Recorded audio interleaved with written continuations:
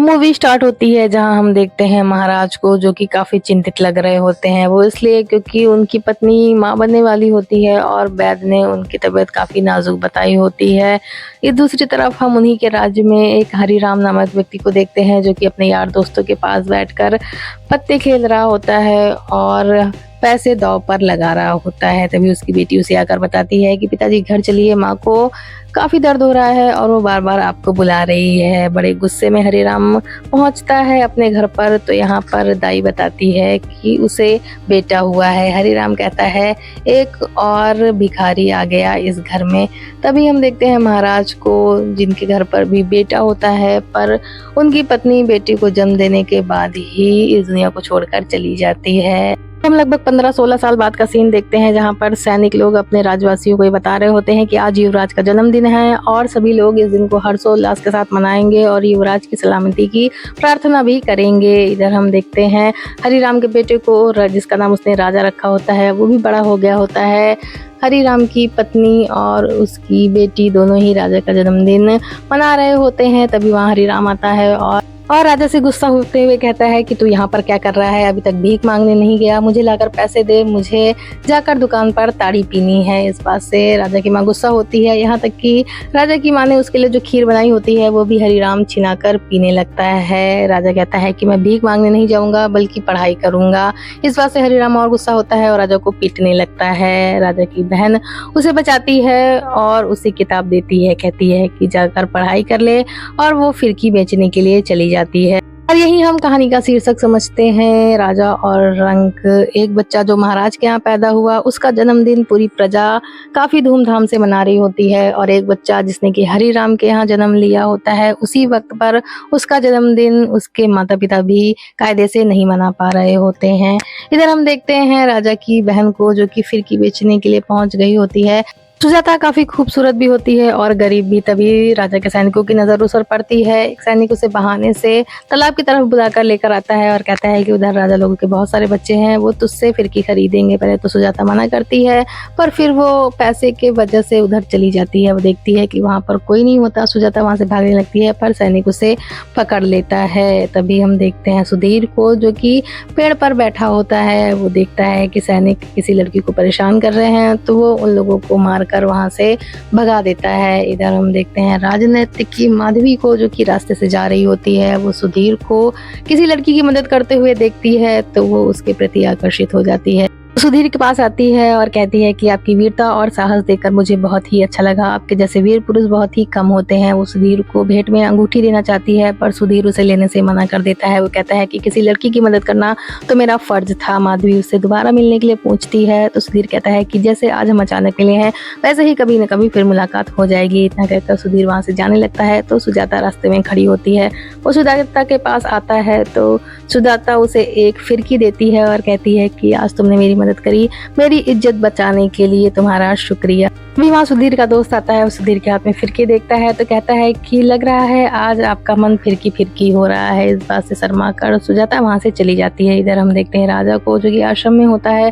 गुरुजी उसे राजा का धर्म बता रहे होते हैं। राजा कहता है कि मेरे पिताजी कहते हैं कि राजा का धर्म सिर्फ इतना होता है कि प्रजा को लूटो और अपना पेट भरो। गुरुजी कहते हैं तुम्हारे पिताजी बिल्कुल गलत कहते हैं, राजा का धर्म तो प्रजा की सेवा करना होता है। इधर हम देखते हैं युवराज को, एक शिक्षक पढ़ा रहा होता है। वो जब युवराज से कुछ पूछता है और वो उसका जवाब नहीं दे पाते, तो उनकी जगह मार खाने के लिए भी किसी दूसरे बच्चे को रखा गया होता है। इधर हम देखते हैं सुधीर को, जो कि आश्रम पहुंचता है। गुरुजी उसके चेहरे पर चोट देखते हैं, तो उसका कारण पूछते हैं। सुधीर बताता है कि कुछ सैनिक एक लड़की की इज्जत लूटना चाहते थे, तो उनसे ही कुछ हाथापाई हो गई है। गुरुजी कहते हैं कि इस राज्य का जो सेनापति विक्रम है, वो बहुत ही शातिर आदमी है, पता नहीं इस राज्य का क्या होने वाला है। युवराज अभी बच्चे हैं और महाराज का कुछ पता नहीं है, वो बहुत ही दुष्ट व्यक्ति है और वही सारे सैनिकों को सह देता रहता है। इधर हम देखते हैं राजा को, जो कि शाम को घर पहुंचता है, तो हरिराम उससे देखते ही पैसे के लिए पूछता है। अब राजा के पास पैसे नहीं होते, तो वो राजा की पिटाई करने लगता है। तभी वहाँ सुजाता आती है और वो अपने पिता को पैसे देते हुए कहती है कि ये रहे पैसे जो राजा ने भीख मांग कर कमाए हैं,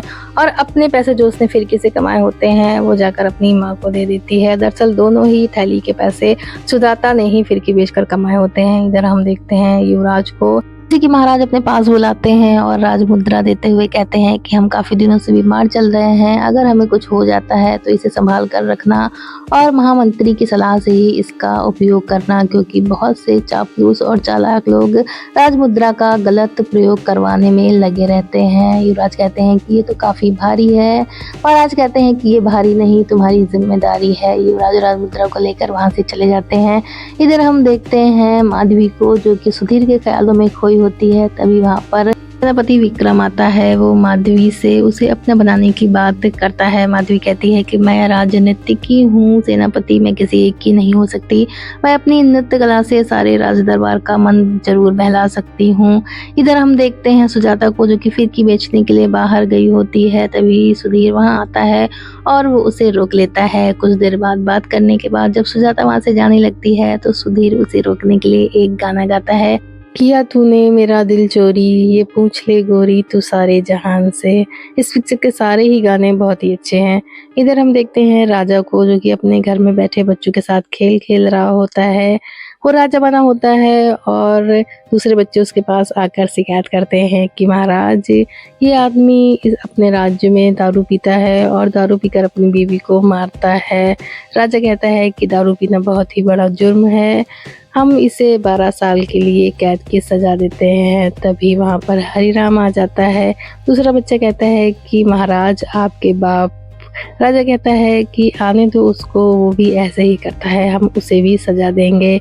हरिराम इस बात से गुस्सा हो जाता है और राजा को पीटने के लिए उसकी तरफ बढ़ता है। तो राजा अपने पिता के डर से वहाँ से भागने लगता है। भागते भागते राजा महल के सामने पहुँच जाता है। वो महल के अंदर चला जाता है। तभी सिपाही उसे पकड़ लेता है और कहता है चोर कहीं का, यहाँ क्या कर रहा है, और वो राजा को पीटने लगता है। अब युवराज अपने कमरे से ये देखते हैं तो सिपाही को डांटते हुए कहते हैं कि क्यों उस लड़के को पीट रहे हो। युवराज नीचे आते हैं तो सिपाही कहता है कि महाराज ये चोर है, यहाँ चोरी करने के लिए घुसा था। राजा बताता है कि मैं चोर नहीं हूँ, बल्कि सिपाही ही मुझे आपसे झूठ कहने के लिए कह रहा था। युवराज राजा को अपने कमरे में लेकर जाते हैं। राजा वहाँ पर रखी हर एक चीज़ को बहुत ही गौर से देखता है और कहता है कि आपके पास कितना कुछ है, ये महल कितना अच्छा है, हमारा घर तो घास फूस का बना है। जब बारिश आती है तो घर के बाहर भी और घर के अंदर भी पानी होता है, उसी बारिश में हम लोग खूब नहाते हैं। अब युवराज राजा की बात सुनकर काफ़ी खुश हो रहे होते हैं।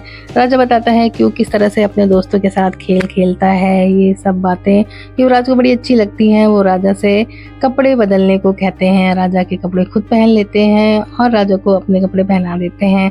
अब राजा को काफ़ी तेज भूख लगी होती है तो वहाँ रखे फलों को राजा खाने के लिए कहता है। युवराज हाँ कर देते हैं। राजा जैसे ही सारे फल खाता है वैसे उसको नींद आने लगती है और वो वहीं पर सो जाता है। अब राजा के कपड़े पहनकर युवराज बाहर जाने लगते हैं तो सैनिक उसे रोककर डांटने लगता है, क्योंकि युवराज ने राजा के कपड़े पहने होते हैं, इसलिए वो उसे राजा ही समझता है। युवराज जब सैनिक को ऐसे डांटते हुए देखता है तो गुस्सा होता है और कहता है कि मैं महाराज से कहकर तुम्हें 100 कोड़े लगवाऊंगा, तुम्हारी हिम्मत कैसे हुई मुझे डांटने की। अगर युवराज वापस अंदर जाने लगते हैं, सैनिक को लगता है कि ये राजा है, वापस अंदर जाएगा तो युवराज से फिर से मेरी शिकायत करेगा, इसलिए वो राजा से कहते हैं कि आप बाहर जा सकते हैं, मैं आपको कुछ भी नहीं कहूँगा। युवराज कहते हैं कि ठीक है, मैं वापस आकर तुम्हारी खबर लूंगा। सैनिक कहता है वापस मैं तेरे को आने दूंगा बच्चू, तब तू मेरी खबर ले पाएगा। इधर युवराज बाहर पहुँचते हैं तो बहुत सारी चीज़ें देखते हैं, किस तरह से लोग मेला देख रहे होते हैं, बच्चे आपस में खेल रहे होते हैं। अब यहाँ बच्चे कबड्डी खेल रहे होते हैं और कुछ बच्चे हारने लगते हैं, जिसे देखकर युवराज हंस देते हैं। बच्चों को गुस्सा आ जाता है और वो युवराज से लड़ाई करते हैं और उसकी पिटाई करने लगते हैं। तभी वहाँ सुधीर और उसका दोस्त आता है तो दोनों उन लड़कों से युवराज को बचाते हैं। सुधीर कहता है राजा तुम यहाँ क्या कर रहे हो? तो युवराज कहते हैं कौन राजा, मैं इस देश का युवराज हूँ। सुधीर को थोड़ा अजीब लगता है, उसे लगता है कि इन बच्चों से लड़ाई करते वक्त इसके सिर में कुछ चोट लग गई है और युवराज वहाँ से जाने लगता है।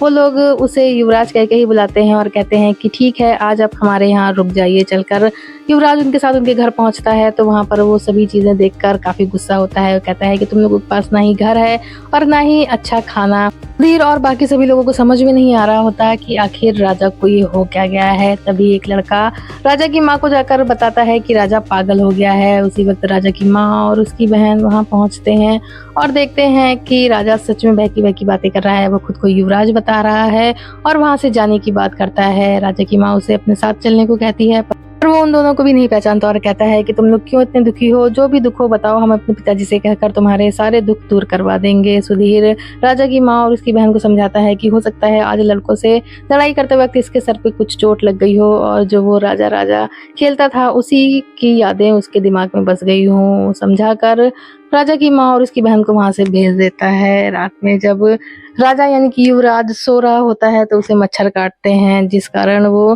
गुस्से में अपने महल की तरफ चल देता है। जैसे ही अपने महल के सामने पहुंचता है तो वहां खड़ा सैनिक उसे रोक देता है और कहता है कि बच्चों, सुबह तो तूने युवराज से मेरी शिकायत कर दी थी, अब मैं तुझे नहीं छोड़ूंगा, और उसकी पिटाई करने लगता है। उसी वक्त राजा का पिता यानी कि हरिराम वहां से गुजर रहा होता है। वो सैनिक को राजा को मारते हुए देखता है तो उसे जबरदस्ती पकड़कर घर ले आता है और कहता है कि इसका दिमाग फिर गया है, ये महल के सामने खड़े होकर उल्टी सीधी बातें करता है। राजा की माँ और बहन ये सब देखकर बहुत दुखी होते हैं। राजा की माँ कहती है कि आखिर ये सब क्या हो गया, मेरा बेटा मुझे पहचान ही नहीं रहा। उन लोग को समझ ही नहीं आता कि दरअसल वो जिसे राजा समझ रहे हैं वो युवराज ही है। इधर हम देखते हैं युवराज के महल में राजा को, जो कि काफी देर तक सो रहा होता है, सुबह दासियां आती हैं और उसे जगाने लगती हैं। वो नहीं जगता तो उसके लिए गीत गाती हैं। जैसे ही राजा उठता है वो इस तरह के माहौल को देखकर चौंक जाता है, तुरंत ही युवराज के बारे में पूछता है। सभी लोग इस बात से चौंक जाते हैं। महाराज भी वहां आते हैं तो वो कहता है कि मैं राजा हूँ और मेरा बाप एक चोर है, वो दारू पीता रहता है। महाराज कहते हैं कि तुम मेरे बारे में ऐसा कैसे बोल सकते हो। राजा कहता है कि मैं सच बोल रहा हूँ, मैं युवराज नहीं हूँ बल्कि राजा हूँ। राजा की इस तरह की हरकतों को देखकर उसे भी हर कोई पागल समझने लगता है। इधर हम देखते हैं युवराज को, जो कि राजा के घर में होता है, उसके पिता ने उसको बांध कर रखा होता है। इस वजह से उसे काफी तेज बुखार आ जाता है। वो बार बार खुद को खोलने की बात करता है। अब यहाँ पर राजा की माँ आती है और उसे रस्सियों से खोल देती है। उसकी काफी तेज बुखार होता है, जिससे कि राजा की माँ और उसकी बहन काफी परेशान हो जाती हैं। इधर हम देखते हैं युवराज के पास भी ढेर सारे वैद्य और हकीम आ जाते हैं उसका इलाज करने के लिए। सभी महाराज को अपना अपना इलाज बताने में लगे होते हैं, ये सोचकर कि इस तरह से युवराज की याददाश्त वापस आ जाएगी। उसे दवा पीने को दी जाती है पर वो उसे भी नहीं पीता। इधर हम देखते हैं युवराज को, जो कि राजा के घर में होता है, और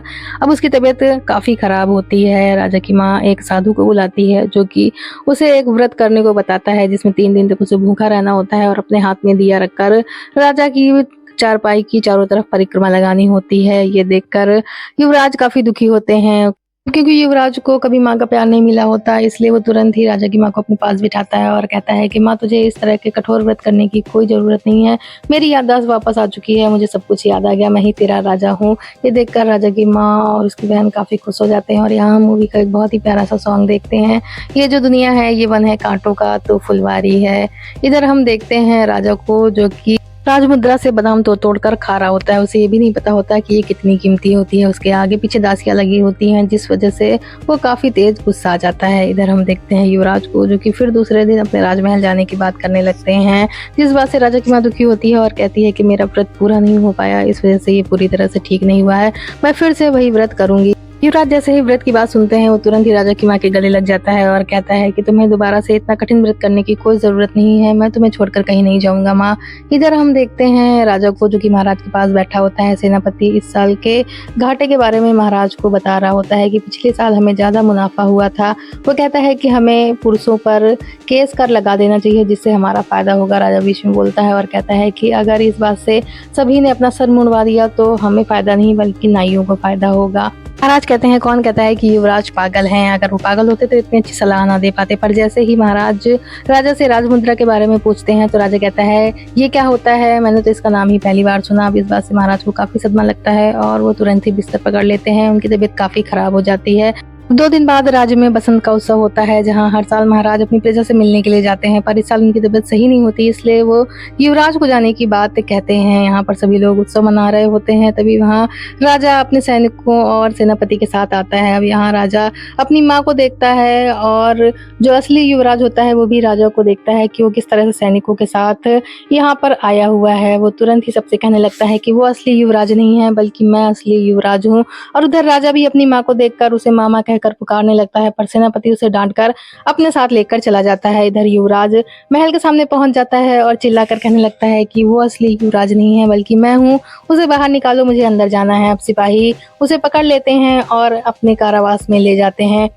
सुधीर भी युवराज के साथ ही गया होता है, इसलिए उसे भी पकड़ लिया जाता है और यहाँ लाकर दरोगा दोनों को 50-50 कोड़े मारने की बात करता है। सुधीर कहता है कि इसे छोड़ दो, इसकी जगह मुझे ही 100 कोड़े लगा लो। दरोगा मान जाता है और पूरे 100 कोड़े सुधीर को ही पड़ते हैं। जब सुधीर वापस आता है तो युवराज कहता है कि सुधीर तुम बहुत अच्छे हो, मैं तुम्हें अपने राज्य में सेनापति बना दूंगा। सुधीर चुपचाप बैठ जाता है। वो अब भी सोचता है कि इसका दिमागी संतुलन खराब हो चुका है। इधर हम देखते हैं हरिराम को, उसे जैसे ही पता चलता है कि राजा को और सुधीर को सिपाही उठाकर ले गए हैं, वो तुरंत ही वहां पहुंचता है और अपने बेटे राजा यानी कि युवराज को वहां से छुड़ाकर ले आता है। वो उसे ले जाकर एक जगह पर बांध देता है। इधर हम देखते हैं महाराज को, जिनकी तबीयत काफी खराब होती है। उन्हें अचानक से युवराज की याद आती है और वो उसी वक्त अपने प्राण त्याग देते। राजा भी अपने सेनापति और सभी मंत्रियों के साथ वहां पर होता है। ये देखकर वो काफी डर जाता है। इधर हम देखते हैं हरिराम का साथी आकर उसे बताता है कि महाराज इस दुनिया में नहीं रहे। ये सुनकर युवराज रोने लगता है और कहता है कि मुझे मेरे पिता को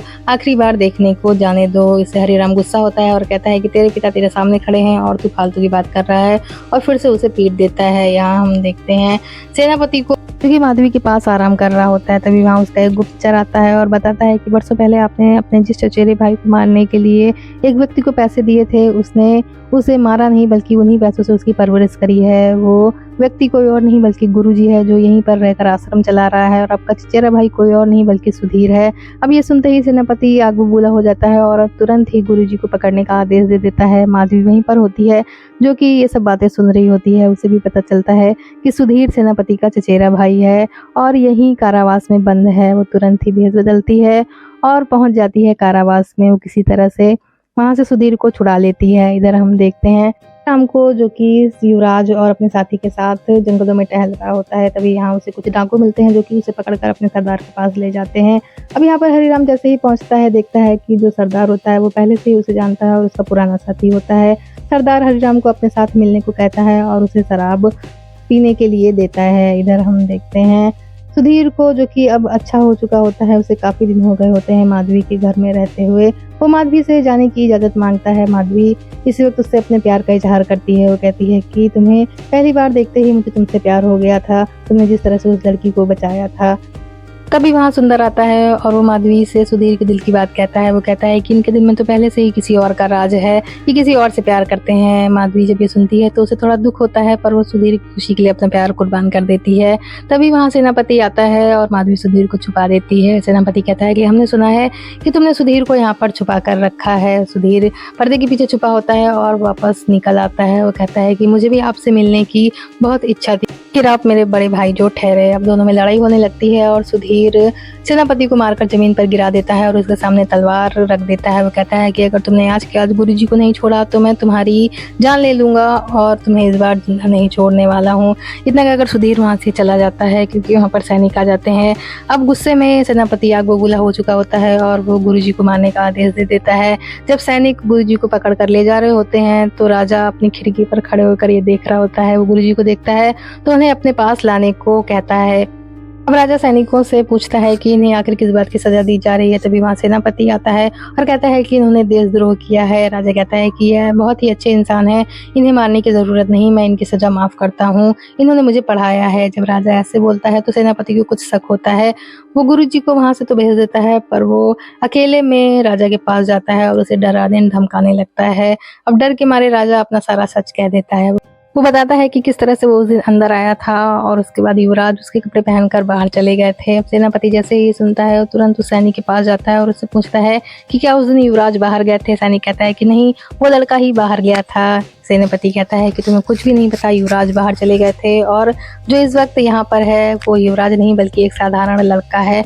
वो तुरंत ही अपने सैनिकों को भेजता है राजा के घर पर। यहाँ पर वो लोग युवराज को लेने के लिए आए होते हैं, पर युवराज तो हरिराम के साथ होता है। वो लोग वहाँ युवराज को नहीं पाते तो गुस्से में भर जाते हैं और राजा की माँ और उसकी बहन को बाहर निकालकर राजा की झोपड़ी में आग लगा देते हैं। इधर हम देखते हैं महल के सभी लोग महामंत्री सहित काफी चिंतित होते हैं कि सेनापति किस तरह से अपनी मनमानी करता जा रहा है और युवराज अभी हर चीज से अज्ञात हैं। हम देखते हैं सुधीर को जो कि वहाँ आता है और देखता है कि वहाँ सुजाता और उसकी माँ नहीं होती, उनकी झोपड़ी जलकर राख हो चुकी होती है। इधर सुजाता और उसकी माँ दर की ठोकरें खाते हुए एक दिन महल के सामने पहुँच जाती हैं, जहाँ राजा अपनी माँ और बहन को देखता है तो उनके गले लग जाता है। लेकिन यह देखती है तो उसे काफ़ी आश्चर्य होता है कि युवराज मेरे गले कैसे लग रहा है और खुद को राजा बता रहा है। सेनापति भी वहीं खड़ा होता है और वो तुरंत ही राजा को खींचकर महल के अंदर ले जाता है। वो कहता है कि तुम्हारी माँ और तुम्हारी बहन अब से यहीं रहेंगे और अगर तुमने किसी के सामने अपना सच बताने की कोशिश करी तो हम उसे जान से मार देंगे। सेनापति राजा की माँ और बहन के पास भी जाता है, वो उन्हें भी सच बता देता है कि तुम्हारा बेटा ही इस महल में है, अगर तुम लोगों ने किसी को सच बताने की कोशिश करी तो हम तुम्हारे बेटे को जान से मार देंगे। इधर हम देखते हैं हरिराम को जो कि अपने डाकू साथियों के साथ मिलकर राज खजाने को लूटने के लिए जा रहा होता है। युवराज भी वहीं पर होता है। वो उन लोगों से कहता है कि तुम लोग अगर महल जा ही रहो तो मुझे भी अपने साथ लेते चलो, मुझे महल की हर एक चीज़ के बारे में पता है, मैं तुम लोगों की मदद करूंगा ताकि तुम आसानी से राज खजाना लूट सको। पहले तो हरिराम मना करता है पर सरदार के कहने पर वो लोग युवराज को भी अपने साथ लेकर चले जाते हैं। युवराज उन्हें कमरे में जाने को कहता है और वो लोग उसके अंदर चले जाते हैं। दूसरी तरफ युवराज अपने गुप्त यंत्र से सारे सैनिकों को आगाह कर देता है कि महल में चोरी होने वाली है, सभी लोग सतर्क हो जाओ। अब युवराज यहाँ से तुरंत ही अपने कक्ष की तरफ पहुँचता है जहाँ पर राजा सो रहा होता है। वो तुरंत ही उसे उठाता है और कहता है कि मैं किस तरह से गलियों में भटक रहा हूँ और तुम यहाँ पर चैन की जिंदगी जी रहे हो। राजा तुरंत ही उसके पैरों में गिर जाता है और कहता है कि यहाँ पर सभी लोग मुझे पागल समझ रहे हैं, मैं यहाँ पर जानबूझकर नहीं रुका हूँ, मुझे यहाँ से जल्दी बाहर भेज दीजिए। युवराज समझ जाता है कि राजा सच ही कह रहा है क्योंकि बाहर तो वही गया था। तभी वहाँ सेनापति आता है और वो अपने सैनिक से युवराज को पकड़कर मारने का आदेश दे देता है। युवराज कहता है कि सेनापति तुम्हारा दिमाग तो खराब नहीं हो गया, तुम मुझे मारने के लिए कह रहे हो। वो कहता है मैं सब कुछ जानता हूँ और अब तुम्हारी मौत नज़दीक है। जब सैनिक उसे पकड़ कर ले जा रहा होता है तभी हरिराम पीछे से सुन लेता है कि वो असली युवराज है। अब हरिराम बाहर आता है और यहीं पर उसे सुधीर और उसका साथी मिल जाते हैं। हरिराम उसे सारी सच्चाई बताता है और वो लोग सैनिक के पीछे चल पड़ते हैं जो युवराज को अपने साथ मारने के लिए ले जा रहे होते हैं। वहाँ पहुंचकर सैनिक युवराज को मारने ही जा रहा होता है। युवराज कहता है कि तुम चंद पैसों के लिए अपना ईमान बेच रहे हो, अपने राज के साथ गद्दारी कर रहे हो, मैं तो मर जाऊंगा पर क्या तुम चैन से जी पाओगे। तभी वहाँ सुधीर आ जाता है और वो सैनिक से लड़ाई करने लगता है। वो मरते मरते अब युवराज के पैर पकड़ता है और कहता है कि मुझे माफ़ कर दीजिएगा, मैं थोड़ी देर के लिए गुमराह हो गया था। अब सुधीर और हरिराम दोनों ही युवराज के पैर में गिर जाते हैं और कहते हैं कि आज तक हमने आपको गलत समझा था। युवराज सुधीर से कहता है कि तुम बहुत ही अच्छे आदमी हो, हम तुम्हें अपने राज्य में सेनापति ज़रूर बनाएंगे। हरिराम भी युवराज के पैर में गिर जाता है। युवराज कहता है कि ये सब जो कुछ भी हुआ वो अनजाने में हुआ। अब सभी लोग महल पहुंचते हैं और यहाँ पर बाहर सैनिक खड़े होते हैं जहाँ सुधीर सैनिकों से लड़ाई करता है और हरिराम जल्दी से महल के अंदर भागकर चला जाता है क्योंकि उसी वक्त राजा का राज्याभिषेक भी होने वाला था। वहाँ अचानक से हरिराम और युवराज पहुंच जाते हैं। वो लोग पंडित को ऐसा करने से रोक देते हैं और युवराज कहता है कि ये असली नहीं बल्कि मैं असली युवराज हूँ, आप इसका राज्याभिषेक नहीं कर सकते हैं। वो राजा से कहता है कि इन सभी लोगों को सच्चाई बताओ पर राजा कुछ भी नहीं बोलता क्योंकि सेनापति ने उसकी माँ और बहन को जान से मारने की धमकी दी होती है। अब सभी लोग काफ़ी चिंता में पड़ जाते हैं कि आखिर ये क्या हो रहा है। सेनापति बार बार राजा से कहता है युवराज जो सच्चाई हो वो सबको बताइए पर राजा कुछ भी नहीं बोलता। तभी हरिराम उसे डांटने लगता है और उसे मारने की बात कहता है। ये सुनकर राजा थोड़ा डर तो जाता है पर बोलता कुछ भी नहीं। तभी सुधीर वहाँ राजा की माँ और उसकी बहन को लेकर आ जाता है। ये देखकर सेनापति चौंक जाता है कि ये लोग यहाँ कैसे आ गए। अब राजा की माँ उसके पास जाती है और कहती है कि तुम अपनी मुझसे सच क्यों नहीं बोलते, अपनी माँ को नहीं पहचान रहे हो, इससे अच्छा तो मैं मर जाती। तो आज मुझे ये दिन नहीं देखना पड़ता कि मेरा बेटा मुझे ही पहचानने से इनकार कर रहा है। राजा तुरंत ही वहाँ से नीचे उतरता है और अपनी माँ के गले लग जाता है। वो कहता है कि माँ मुझे माफ़ कर दो, ये सब जो कुछ भी हुआ वो मुझे सेनापति ने करने को कहा था। वो युवराज के पास जाता है और कहता है कि मुझे माफ़ कर दीजिए, मैं ऐसा करना नहीं चाहता था पर सेनापति ने मुझे मेरी माँ और बहन को मारने की धमकी दी थी। युवराज कहते हैं कि ठीक है, तुम्हें राजा बनना है तो तुम राजा बन जाओ, मुझे तुम्हारे घर में रहकर एक बहुत ही अनमोल चीज़ मिली है, मुझे वो प्यार मिला है जो कभी नहीं मिला, मुझे माँ मिल गई, मुझे और कुछ नहीं चाहिए। इधर सेनापति चुपके से वहाँ से भागने की कोशिश करता है तो सुधीर उसे देख लेता है, उसके पीछे जाता है, दोनों में लड़ाई होने लगती है। तभी सेनापति अपनी तलवार से वार करता है और माधवी बीच में आ जाती है। तलवार माधवी की लग जाती है और वो वहीं पर अपने प्राण त्याग देती है। इधर हरिराम सेनापति के पीछे जाता है और सभी लोग मिलकर उसे पकड़कर कारावास में डाल देते हैं। अब सभी लोग काफ़ी खुश होते हैं क्योंकि असली युवराज का राज्याभिषेक हो रहा होता है और मूवी यहीं से एंड हो जाती है। आपको मूवी एक्सप्लेनेशन कैसा लगा ज़रूर बताइए और प्लीज़ हमारे चैनल को सब्सक्राइब करिए। आगे अच्छे वीडियोज़ हम लाते रहेंगे, हमारे साथ बने रहिए।